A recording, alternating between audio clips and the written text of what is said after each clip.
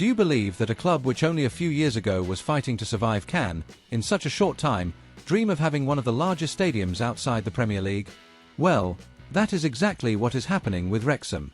With every season, the racecourse ground is moving away from being simply the oldest stadium in the world still in use, and is turning into the stage for a true rebirth.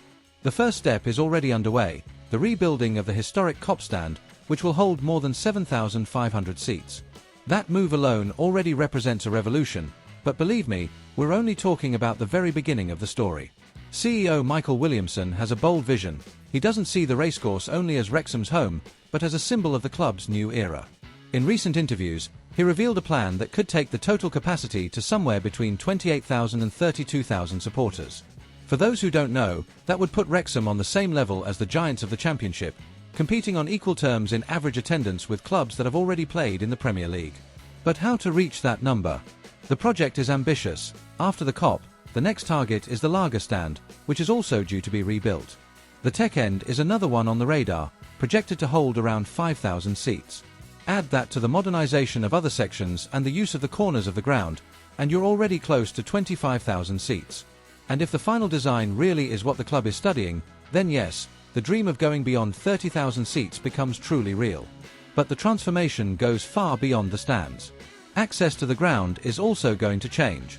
Today, anyone who has been to the racecourse knows how chaotic the area of Crispen Lane is, as well as the famous bottleneck under the railway tracks. The idea is to close these problem passages and build an exclusive walkway linking the train station directly to the stadium, completely improving the flow of fans on match days. And there's more. The club hasn't forgotten its history. The new concourse at the ground will host the old Gresford colliery wheel, a symbol of the city's industrial heritage.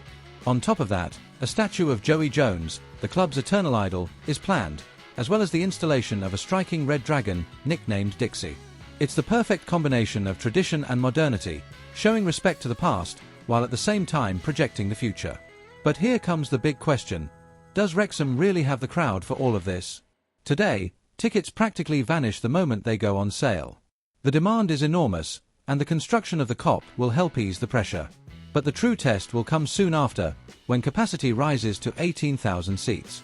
That will be the moment of truth. If the club manages to keep the stadium full match after match, then thinking about 25,000, 28,000, or even 32,000 becomes much more tangible. And this is where the most delicate point lies. The future of the ground depends entirely on what happens on the pitch. As long as the team keeps climbing divisions, thrilling supporters, and fighting for bigger goals, the expansion project makes sense. But if there are setbacks, or worse, relegation, the appetite to invest so heavily could cool very quickly. What is clear is that every brick laid at the racecourse today is not just construction, but rather a declaration of confidence in Wrexham's future. And now I want to know from you, what should be the final size of this historic ground? 18,000, 25,000, 32,000, or even more? Leave your opinion in the comments and, of course, don't forget to subscribe to the channel to follow every step of this historic transformation of Wrexham AFC.